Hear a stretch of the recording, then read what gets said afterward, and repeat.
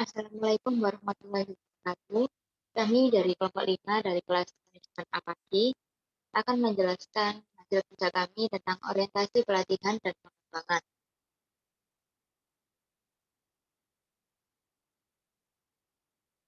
Untuk anggota kelompok kami ada 3. Yang pertama saya sendiri, Diana Valeria dengan NIM 200301013.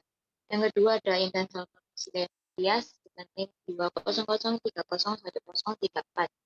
Yang ketiga ada Dinda Agustin Yudhisa Fitri dengan NIM 20030101040. Untuk materi yang pertama yaitu hakikat orientasi.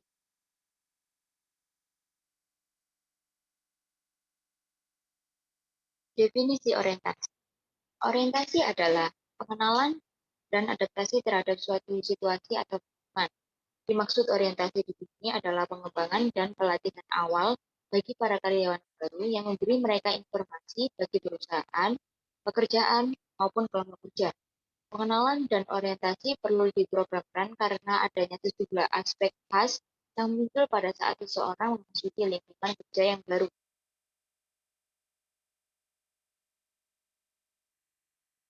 Untuk yang berikutnya, materi-materi yang diberikan pada masa orientasi kepada para SDM atau karyawan baru meliputi yang pertama, profil organisasi termasuk di dalam sejarah berdirinya perusahaan, visi dan misi yang diinginkan dicapai perusahaan, struktur organisasi perusahaan. Yang kedua ada peraturan-peraturan dan berbagai kebijakan perusahaan dalam hubungannya dengan hak dan kewajiban karyawan. Yang ketiga ada berbagai fasilitas yang mungkin dapat digunakan atau tidak boleh digunakan oleh karyawan. Yang berikutnya ada pengenalan kondisi lingkungan kerja di mana karyawan tersebut akan bekerja seperti siapa yang menjadi atasan langsung atau atasan tidak langsung, rekan kerja, bawahan, kondisi ruangan kerja dan fasilitasnya. Dan yang terakhir ada pengenalan tugas-tugas yang harus dikerjakan oleh SDM yang bersangkutan sesuai dengan job description. Materi yang berikutnya ada tujuan orientasi. Yang pertama menutupi gap antara kecakapan pegawai dengan permintaan pekerjaan atau jabatan. Yang kedua ada mengurangi waktu yang dibutuhkan untuk penyesuaian diri dengan pekerjaan yang dihadapi atau reduce learning time to teach able perform. Yang ketiga ada meningkatkan prestasi kerja dalam pelaksanaan sekarang atau improve perform on present job. Yang D, membentuk sikap dan tingkah laku yang diharapkan dalam pelaksanaan tugas atau attitude formation. Yang E, membantu pemecahan masalah operasional perusahaan sehari-hari, seperti mengurangi absen, mengurangi kecelakaan kerja, dan lain-lain, atau aid in solving operation problem. Yang F, mempersiapkan pegawai untuk memperoleh keahlian tertentu yang dibutuhkan perusahaan di masa depan, atau fill manpower needs. Yang terakhir ada menambah nilai bagi pegawai atau benefit to employee themselves. Untuk materi yang berikutnya ada manfaat orientasi. Yang pertama yaitu mengurangi perasaan biasikan atau ada kecemasan dan kebimbangan pegawai. Yang kedua dalam waktu yang singkat dapat merasa menjadi bagian organisasi. Yang C, hasil lain untuk pegawai yang baru diorientasikan adalah yang pertama, lebih baik. Yang kedua, tingkat ketergantungannya kecil. Yang ketiga, ada kecenderungan untuk keluar risiko kecil. Yang terakhir, selanjutnya program orientasi juga akan mempercepat proses sosialisasi. Untuk materi yang berikutnya akan dijelaskan oleh Intan Salma. Materi kedua yaitu hakikat pelatihan.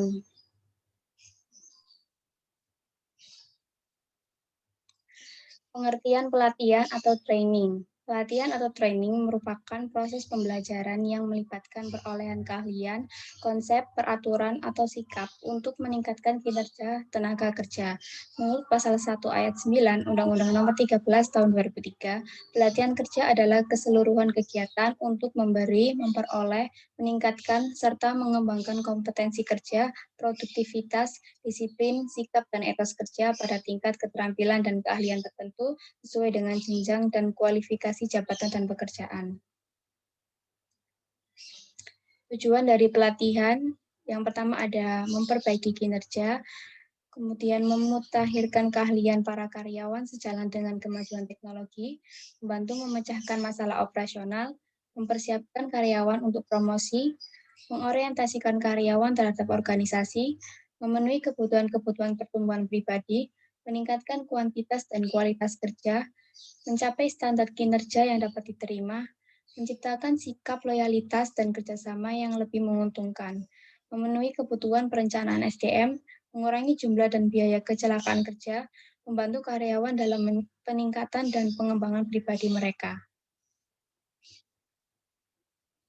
Materi selanjutnya yaitu hakikat pengembangan.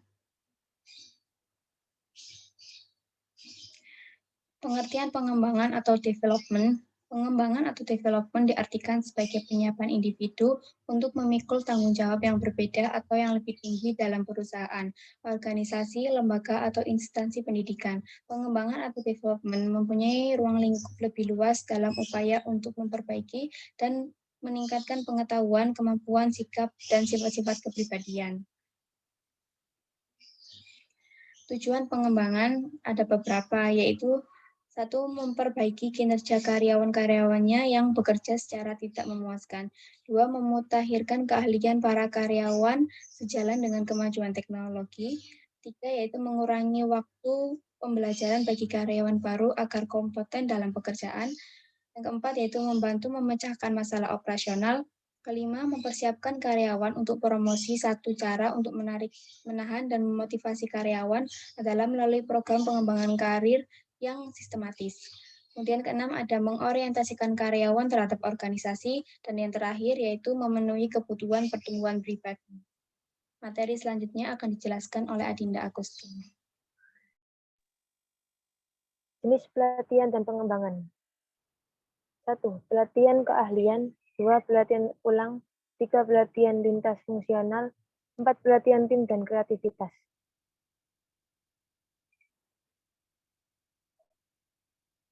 Metode pelatihan dan pengembangan. Metode on-the-job training. A. Job introduction, technical training. B. Job rotation. C. Apprenticeship. D. Switching. Method of the job technique. A. Lecturer. D. Video presentation. C. Vestibular training.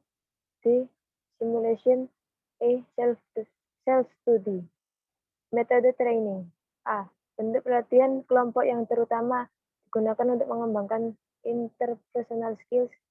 D. Dalam pelatihan metode mana yang akan digunakan oleh suatu perusahaan dalam melaksanakan program pelatihan tidak ada satupun metode yang paling baik. Manfaat dan kelemahan pelatihan dan pengembangan sumber daya manusia. Manfaat.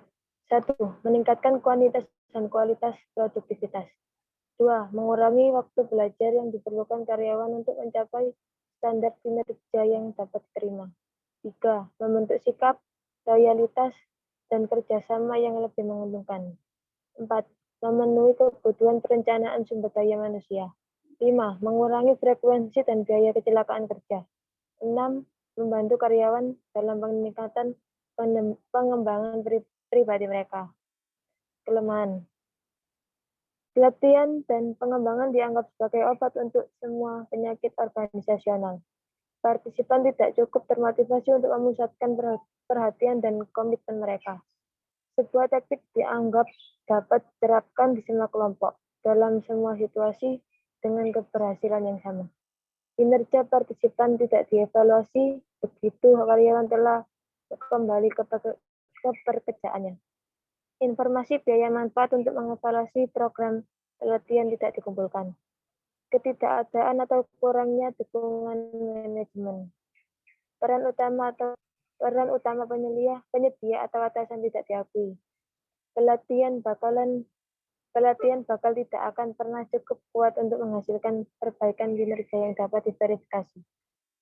Faktor yang mempengaruhi pelatihan dan pengembangan. 1. Dukungan manajemen puncak. 2. Komitmen para spesialis dan regialis. 3. Kemajuan teknologi. 4. Kompleksitas organisasi. Sekian presentasi dari kelompok kami, kurang lebihnya mohon maaf. Wassalamualaikum warahmatullahi wabarakatuh.